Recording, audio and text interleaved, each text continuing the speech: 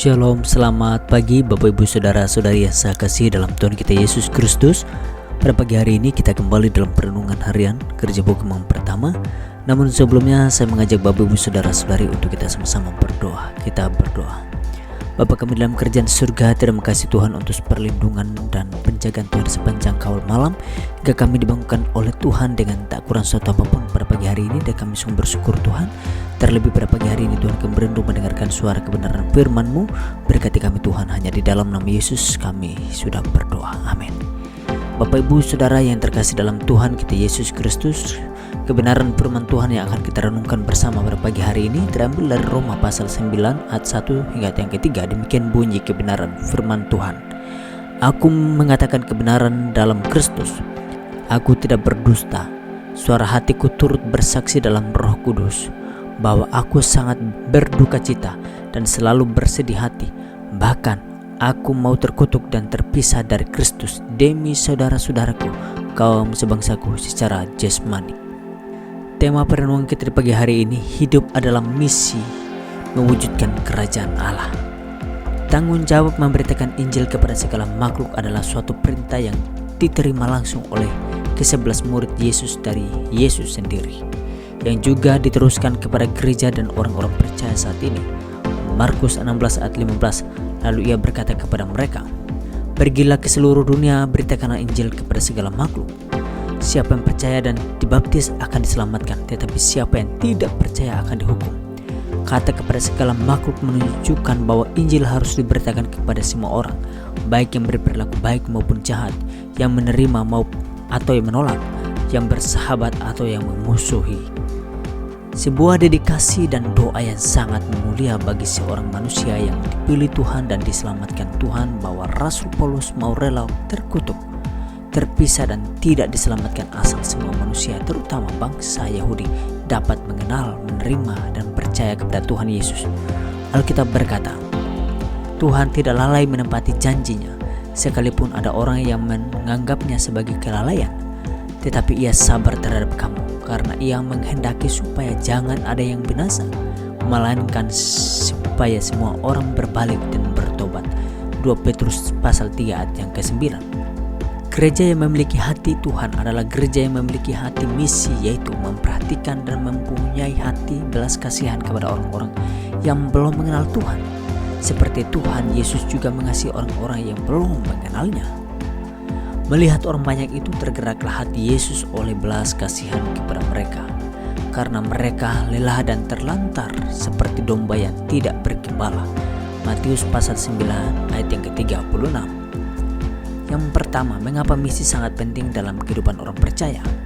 Misi adalah sebuah kehormatan besar karena Tuhan memakai kita untuk menggenapi rencananya. Karena kita ini buatan Allah, diciptakan dalam Kristus Yesus untuk melakukan pekerjaan baik yang dipersiapkan Allah sebelumnya. Ia mau supaya kita hidup di dalamnya. Efesus pasal 2 ayat yang ke-10. Identitas dan destinasi kita sebagai orang percaya adalah hidup dalam Tuhan untuk melakukan pekerjaan baik yang telah dipersiapkan Allah sesuai dengan rencana dan kehendaknya. Sebuah kehormatan dan kebanggaan kepada Tuhan yang memanggil dan memilih kita untuk masuk dalam tugas dan tanggung jawabnya yang mulia untuk melakukan pelayanan yang di ladang misinya. Sebab itu aku berkata kepadamu bahwa kerajaan Allah akan diambil daripadamu dan akan diberikan kepada suatu bangsa yang akan menghasilkan buah kerajaan itu. Matius 21 ayat yang ke-43. Mengapa Israel umat pilihan Tuhan ditolak oleh Tuhan? Sebab tidak menghasilkan buah dalam kehidupannya. Oleh sebab itu, jadikanlah hidup kita itu berbuah dan melakukan kebaikan sesuai dengan rencana dan kehendaknya yang mulia dan agung. Yang berikutnya, yang pertama, misi adalah sebuah kekekalan. Sebab itu kami tidak tawar hati, tetapi meskipun manusia lahiriah kami semakin merosot, namun manusia batinnya kami diperbaharui dari hari ke hari. Sebab penderitaan ringan yang sekarang ini mengerjakan bagi kami kemuliaan kekal yang melebihi segala-galanya, jauh lebih besar daripada penderitaan kami. Misi adalah sebuah kekekalan ini sebab kami tidak memperhatikan yang kelihatan, melainkan yang tak kelihatan. Karena yang kelihatan adalah sementara, sedangkan yang tak kelihatan adalah kekal. 2 Korintus 4 ayat 16-18. Orang yang bertemu dengan Tuhan Yesus akan mengalami perubahan hidup. Tetapi Zakeus berdiri dan berkata kepada Tuhan, "Tuhan, setengah dari milikku akan kuberikan kepada orang miskin, dan sekiranya ada sesuatu yang kuperas dari seseorang akan kukembalikan 4 kali lipat."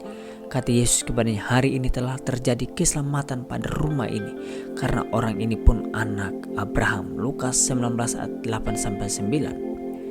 Seperti juga Rasul Paulus tidak lagi mementingkan dirinya sendiri, tetapi ketika Rasul Paulus mengalami perjumpaan pribadi dengan Tuhan, maka seluruh kehidupannya, tujuan hidupnya, visi dan misi telah berubah dan menyelaraskan dengan kerajaan Allah, yaitu sesuai dengan rencana dan kehendaknya untuk melakukan pekerjaan misi di ladangnya, maju terus untuk menggenapi amanat agung yang mulia. Amin. Untuk kebenaran firman Tuhan, mari kita berdoa. Terima kasih banyak Bapa di surga.